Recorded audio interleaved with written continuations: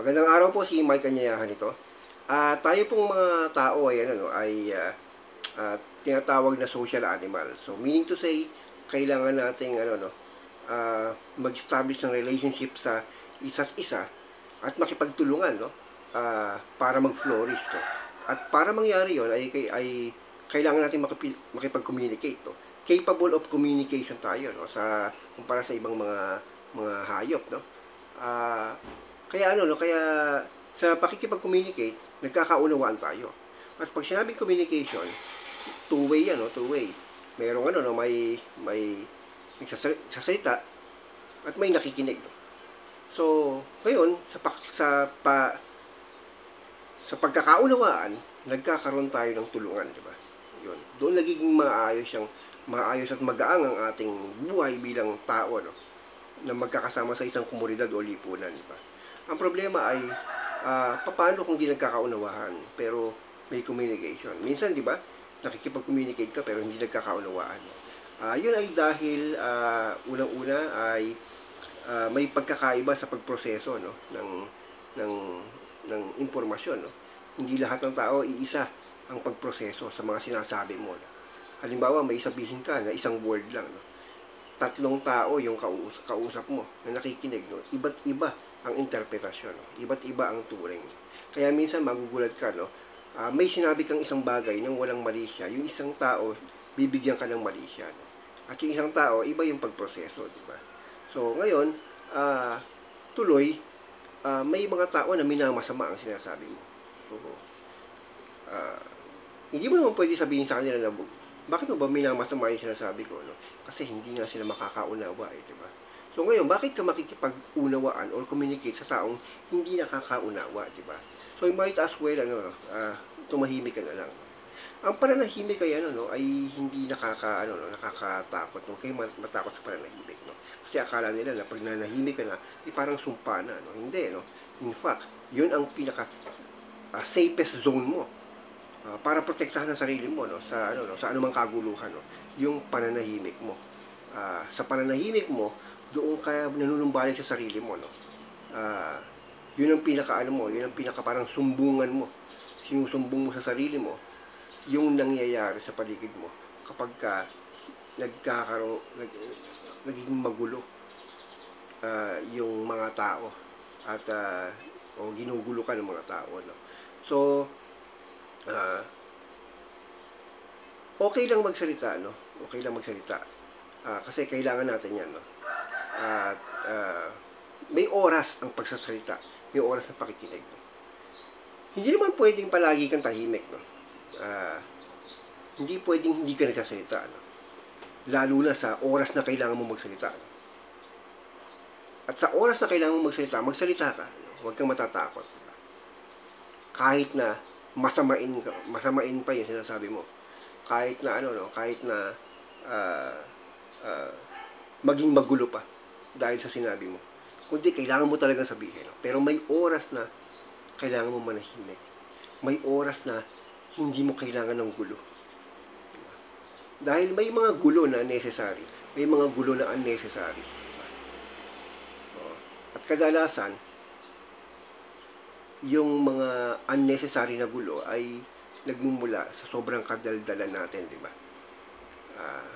Huwag nating kalimutan na iba't ibang klaseng tao ang meron sa paligid natin. Kahit hindi lang sa labas ng pamamahay o workplace natin, kahit sa loob ng pamamahay natin, diba?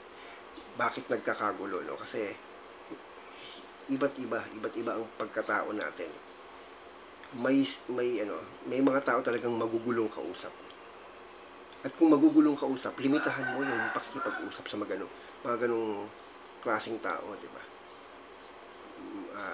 Kung sino man yan, di ba? So dapat natatantya mo, no? At sa mga ganong tao, hindi mo kailangan mag-adapt kasi hindi nga sila capable na mag-adapt, di ba? So kanino ka mag-a-adapt, no? Kanino ba worth na mag-adapt, diba? Doon sa mga taong capable din na mag-adapt. So, pagka ganun, may two-way communication, diba? Pero kung wala, kahit na anong gawin mo, kahit na gaano ka maging nice, gaano maging ka-package yung ano ka, parang beautifully package yung statement mo o yung nilalabas mo, mamasamain niya nung taong hindi marunong magproseso ng tamang impormasyon. May mga ganung tao talaga na ang hirap kausap, diba? Kaya limitahan mo yung pakikipag-usap sa ganung tao, lalo na sa social media, no? Ang dami niya, no? Kasi diyan malayang magsalita, at yung kalayaan ng pagsasalita na yan, wala na, hindi na regulated. At pag hindi na regulated, no, kahit sarili nila hindi nila nire-regulate, hindi aminin natin, no, minsan kahit tayo, no, na natutokso na maging all out sa mga sinasabi natin. Puro na lang tayo salita, voice out, no, pero wala nang nakikinig. At kung may nakikinig, iba ang pagproseso ng pakikinig, iba ang interpretasyon. Diba? Kahit April 1 nga lang, no? April Fool's Day, no? Nagjo-joke ka, eh. May ibang magagalit, eh. Hindi joke ang dating doon sa sinasabi mo. No? So, proof na yun na hindi mo kailangang magsalita ng mga hindi naman kinakailangang sabihin. No? So, mas mapayapa ka pa, no? Siguro kung hindi ka na nagsalita, di ba? Ganyan ang masasabi mo. Kung halimbawa, mayroon kang taong katabi, no? Diba? Tapos wala ka namang parang gusto mo lang maging happy, parang positive ka, nanguusap ka. Tapos hanggang sa minasama ka pa, or hindi mo alam kung minasabi kang mali o basta naging mitya ng pagtatalo nyo. Masasabi mo pa na sana hindi na lang ako nagsalita, no? Sana nanahimik na lang ako, di ba? Kung nanahimik na lang ako, hindi pa ako nabagabag, di ba? Parang kasi pag nabagabag ka, parang masyadong, malaking perwisyo yun. Naperwisyo ka pa tuloy, di ba? At ngayon, sino may kasalanan doon? Hindi naman yung taong kausap mo, kasi ganun na siya, ikaw, di ba? Kasi bakit nagsalita ka pa? Bakit? Sana nanahimik ka na lang, no? Kaya lang, hindi mo alam, paano mo malalaman? Pero next time, alam mo na. Diba? Ang importante, nalaman mo na ngayon na pagka ganito pala, dapat manahimik na lang ako. At ngayon, kailangan natin ng disiplina para gawin yon. Kasi baka makakalimutan naman natin sa next time, ganoon na naman tayo.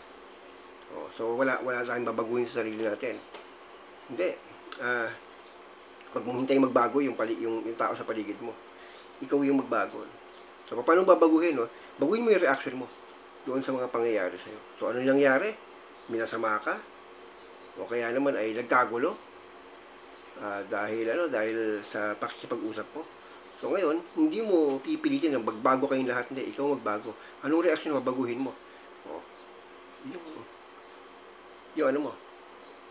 Yung ginawa mo, baguhin mo.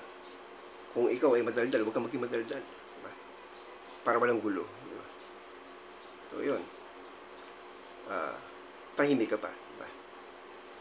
So, yun ang paraan ng mga Stoic para para sabihin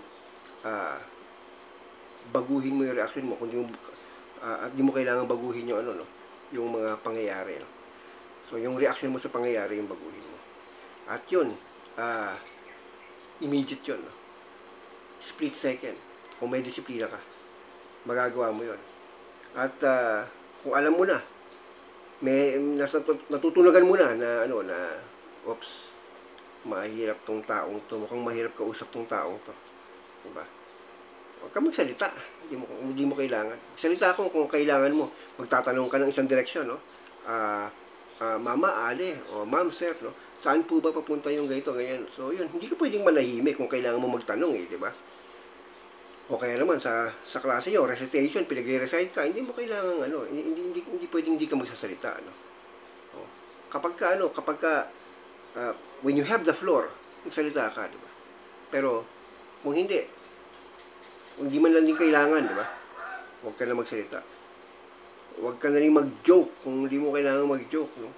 Pwede kang maging masaya nang hindi ka nag-joke, no? Kasi mag-joke ka pa, akala mo para maging masaya, tapos moody pala yung katabi mo o ano. Ade, imbis na sumaya ka, nainis ka pa, di ba? So ano, learn to close your mouth, di ba? So yun. Di ba na mapanis yung laway mo, di ba? Kaysa naman kaysa naman sayangin mo yung laway mo sa mga taong hindi deserve na pag-aksayahan mo na laway. At balik ka dun sa sa mga importanteng bagay at sa pananahimik mo, gamitin mo yung pananahimik mo bilang tool para mag-grow, di ba? Magmuni-muni ka, magbasa-basa ka,